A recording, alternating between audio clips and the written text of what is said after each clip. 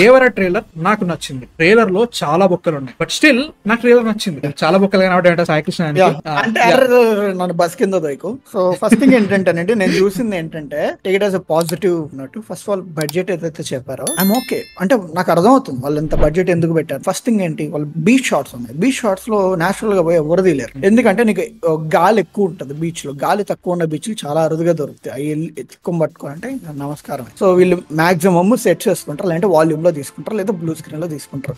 So తీసుకున్నారు. ఆ పరంగా నేనైతే అబ్జర్వ్ చేసింది ఏంటంటే లైటింగ్ ఇష్యూస్ చాలా ఉన్నాయి. సపరేట్ ప్లేట్స్ షూట్ చేసి ఎన్టీఆర్ గారు షిప్ లో దూకుతారు, నుంచుని దూకుతారు. ఆ పరంగా ఎన్టీఆర్ గారి మీద లైటింగ్ ఒకలా ఉంది, మిగతా వాళ్ళ మీద లైటింగ్ ఒకలా ఉంది. అండ్ కొన్ని కొండల మధ్యలో షిప్స్ ఉంటాయి. సో లైట్ సోర్సెస్ అనేవి చాలా, అంటే భూతద్దం వేసి చూడాల్సిన అవసరం లేదు. ఇప్పుడు దీంట్లో మనం ఒక 1 సెకండ్ షాట్ చూసాం కాబట్టి మనకు థాట్ రావడానికి టైం పట్టొచ్చు.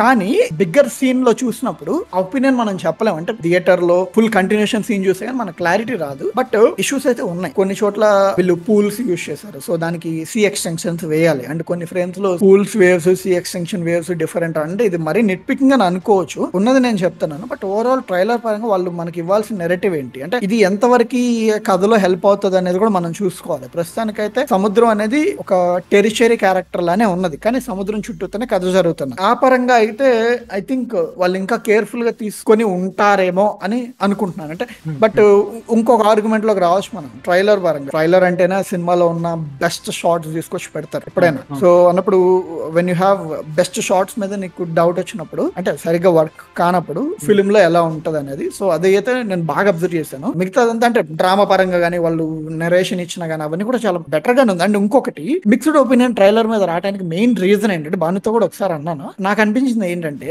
ఈ లాస్ట్ 2 years లో ట్రైలర్ కట్స్ అన్ని కూడా మాక్సిమం మాస్ ఎలిమెంట్స్ మీద ఫోకస్ చేసి ఉన్నాయి. ఎవరు కూడా ఈవెన్ వాళ్ళ స్టోరీ మీద ఫోకస్ చేసి అంత స్టోరీ జస్ట్ ఒక 30% ఎక్స్ప్లనేషన్ ఉంటుంది ఒక ట్రైలర్ లో. దీంట్లో ఆల్మోస్ట్ 70% ఉంది. సో నీకు అది ఏంటి, లైక్ స్టార్టింగ్ ఎలా ఇంట్రడ్యూస్ చేశారు, ఎలా జరిగింది ఏంటి అనే దాని మీద దీన్ని కూడా తీసుకొచ్చారు. సో ఇది కొరటాల గారి ఫిల్మ్స్ లో ఎక్కువ జరుగుతూ ఉంటుంది. మిగతా వాళ్ళు ట్రైలర్ కట్స్ లో అలా జరగవు, చాలా రేర్ గా జరగదు. సో అందుకని పీపుల్ ఆ మైండ్ సెట్, ఒక ట్రైలర్ అంటే మనం ఎక్స్పెక్ట్ చేస్తాం ఓ కొట్టు మాస్ అలా చూస్తాం. కానీ బట్ దీంట్లో దాంతోపాటు స్టోరీని ఇంక్లూడ్ చేసేసరికి కొంచెం అందరికి కూడా ఒపీనియన్స్ డైవర్ట్ అని. ఆ తర్వాత సీజీ పరంగా CG was never on point లో. ట్రైలర్ ఫస్ట్ వాచ్ లో నువ్వేం చూస్తావు, ఫస్ట్ వాచ్ లో నీకు ఆ కథ వినపడుతుంది, హీరో గారు ఎలా ఉన్నారో అలాంటి వెళ్తావు. అలాంటప్పుడు నీకు సీజీ ఎప్పుడు కూడా అంత రాదు. కానీ వెన్ యూ వాచ్ మళ్ళీ చూస్తా ఉన్నప్పుడు నీకు ఆ ప్రాబ్లం అయితే కనపడింది, నాకైతే కనపడింది.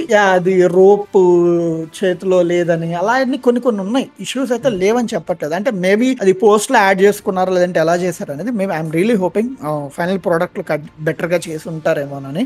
But I really don't think so, ఎందుకంటే ఇది ఆల్రెడీ టైం లేదు. అరే ఇక్కడ ఒకటే రా, bad CG or mediocre CG వల్ల సినిమాలు పోయినాయి అంటే పోయినాయి, కానీ ప్రతిసారి పోయినాయి అంటే పోలేదు. ఇప్పుడు పోనీ కేటగిరీస్ ఎప్పుడంటే కథ బలంగా ఉన్నప్పుడు, మనకి సినిమా ఓవరాల్ గా సీజీ ఒక్కటే ప్రాబ్లం వచ్చి సినిమా ఓవరాల్ గా మస్తుగా ఉన్నప్పుడు అందరూ happy, nobody cares. Even songs కూడా అంత డెప్త్ లేవు, అంటే వినటానికి కాదండి చూడటానికి. ఇప్పుడు చుట్టుమల్లే అది కానీ ఆల్రెడీ విజువల్ గా కొంచెం ఇష్యూస్ ఉన్నాయని అనుకున్నాము. దాంతో పాటు దావుడి కూడా అంతే. దావుడి అయితే మాత్రం బ్రో సెట్ వరకు బ్యాడ్, ఇట్ వాస్ బ్యాడ్.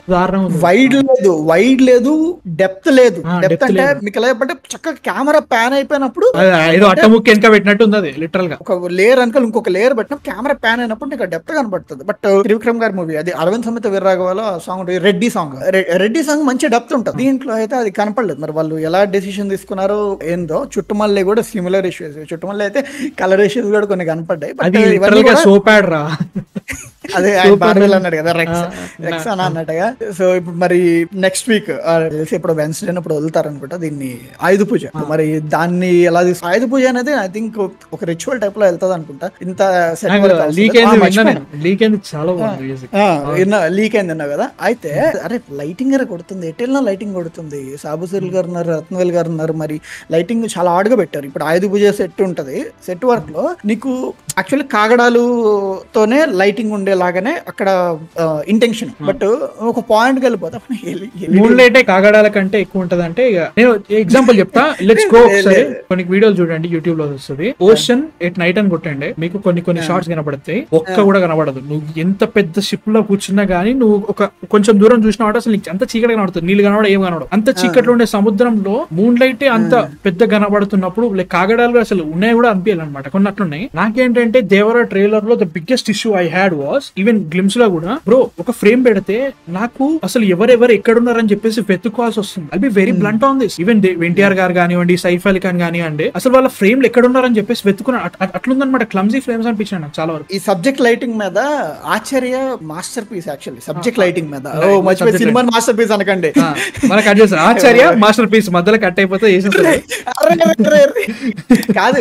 ఇప్పుడు సబ్జెక్ట్ లైటింగ్ ఆచార్యలో సాంగ్ ఉంటది, చిరంజీవి గారు అండ్ రామ్ చరణ్ గారి సాంగ్. దాంట్లో నువ్వు అబ్జర్వ్ చేస్తే సబ్జెక్ట్ ఎంత పర్ఫెక్ట్ గా లైట్ చేస్తారంటే ఇంకా వెనకాల వాళ్ళందరూ సెకండరీ కనబడతారు ఈవెన్ షార్ట్స్ లో కూడా. బట్ దేవరాలో లైటింగ్ లైటింగ్ అనే కాదు, లైక్ ఇన్ టర్మ్స్ ఆఫ్ లెజెస్ ఇప్పుడు ఆర్ఆర్ఆర్ సినిమా వచ్చింది. I don't think RRR cinema NTR గారిని చూపించిన విధానంలో I don't think A director చేయలేడు. రాజమౌళి గారికి తెలుసు ద బెస్ట్ యాంగిల్స్ తీసుకున్నారు. ముఖ్యంగా అరవింద్ సమేతలో స్టార్టింగ్ ఫైట్ సీక్వెన్స్ ఉంది అనుకుందాం. ఫైట్ సీక్వెన్స్ లో అంత మంది ఉన్న తర్వాత you have to stand out అన్నప్పుడు ఏం చేస్తారా, వేర్ బాడీ టోటల్ గా షర్ట్ తీసేసారు. లైక్ ఒకేసారి లైక్ షాక్ వాల్యూ ఒకటి అండ్ ఆల్సో నీకు ఈజీ తెలిసిపోతుంది situation something unusual is happening. అదే అనుకున్నా.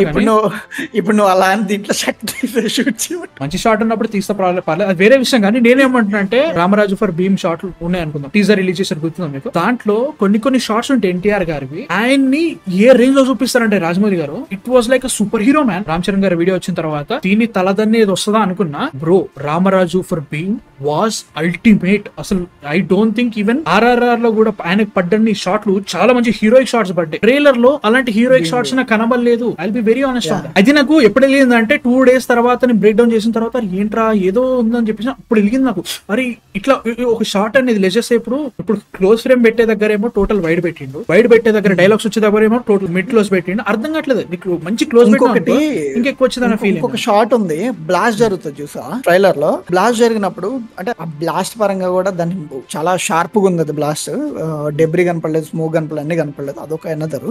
కానీ బ్లాస్ట్ లో వైడ్ షాట్ బదులు క్లోజ్అప్ పెట్టుంటే ఎట్లుండేదిరా అని ఇప్పుడు కొంతమంది అంటారు. ఇప్పుడు రత్నవేలికి నేర్పిస్తావా అదని కాదు. చూసిన దాంట్లో ఇప్పుడు లెజెస్ I have RRR and next సినిమాని దేవరా ఉంది అనుకుందాం. రెండు kind of commercial meter cinema అనుకో, రెండు హీరోయిక్ షార్ట్స్ ఉన్న సినిమాలు ఉన్నప్పుడు దీంట్లో చూసిన దాంట్లో లైక్ సిమిలర్ గా కాకుండా గానీ ఒక రెఫరెన్స్ అనేది కనబడుతుంది. కానీ ఈవెన్ అదే వదిలే 6 years బ్యాక్ వచ్చిన అరవింద్ సమేత తీసుకో, దాంట్లో కూడా కొన్ని షార్ట్స్ అద్భుతంగా ఉంటాయి. లైక్ ముఖ్యంగా ఇంటర్వెల్ సీన్ లో ఆయన కూర్చొని కంటపడ్డావా వదిలేస్తానో సంథింగ్ ఉంటుంది, వెంటబడ్డానో నరికేస్తావు, అట్లాంటి షార్ట్స్ పడలేదు trailer. That is one of the drawbacks. Coffee shop scene ఉంటుంది, ఆ కాన్వర్సేషన్ ఉంటుంది. దాంట్లో ఎన్టీఆర్ గారు బ్రైట్ బట్టలు ఉంటాయి, మిగతా వాళ్ళందరూ డార్క్ బట్టలు ఉంటాయి. ఎన్టీఆర్ గారు బ్రైట్ స్పాట్ లో కూర్చొని ఉంటారు టేబుల్ దగ్గర, మిగతా వాళ్ళందరూ కొంచెం షాడోస్ లోకి వెళ్తారు.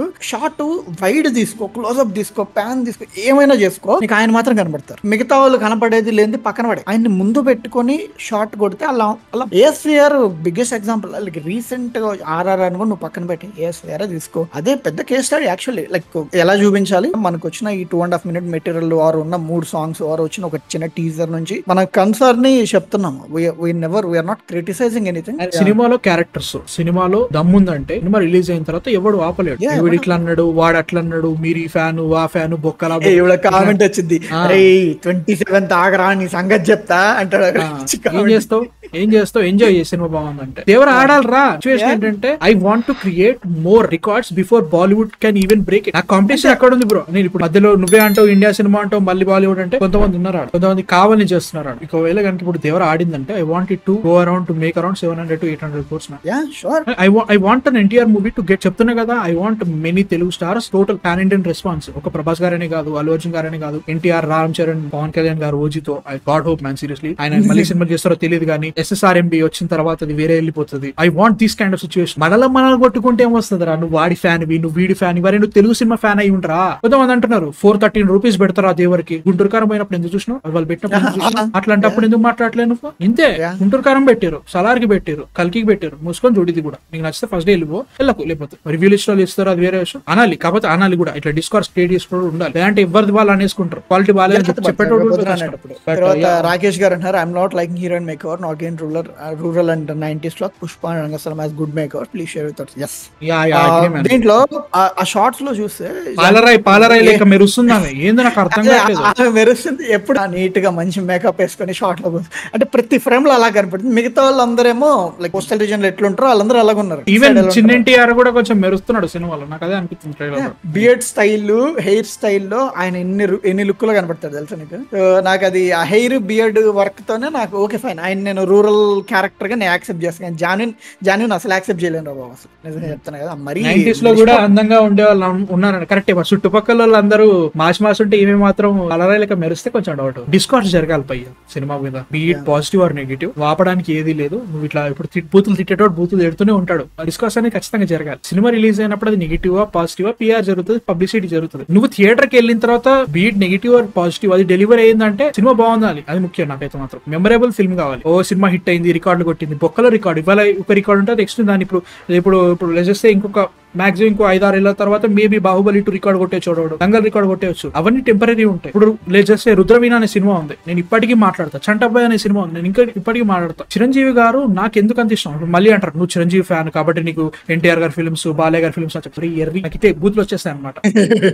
కొన్ని సినిమాలు అట్లుంటాయి, కొంతమందికి అట్లుంటాయి. జనరల్ గా నేనేమంటున్నా అంటే ఇప్పుడు చేస్తే ఇప్పుడు చిరంజీవి గారి ఫిల్మోగ్రఫీ చూసుకుంటే చాలా సినిమాలు నాకైతే మాత్రం ఇప్పటికీ ఎప్పుడు వచ్చినా చూసేస్తా. అది సినిమా హిట్ అయిందా, ఈ ఏరియాలో జమ్మలమడుగులో రికార్డు కొట్టిందా, నిజాంలో లేపిందా, నాకు అవసరం లేదు. అవి యాజ్ అ హోల్ అది మెమరబుల్ సినిమా అయిందా, కొన్నేళ్ళు మాట్లాడుకుంటున్నావా.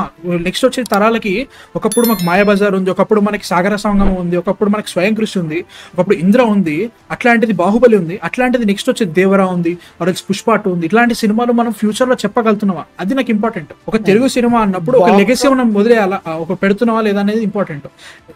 బొక్కలో బాక్స్ ఆఫీస్ రికార్డ్ ఇవ్వాలి కాకపోతే రేపటికైనా 2,000 కోట్లు 3,000 కోట్లు బ్రేక్ చేస్తారు. బీతాన్ని వేస్ట్ ఇవ్వాలి. నువ్వు వాని ఫ్యాన్ వీని ఫ్యాన్ ఒరే మంచి సినిమా వచ్చినప్పుడు ఏమని ఫ్యాన్ అయితే ఏందా అర్థం కాదు కదా.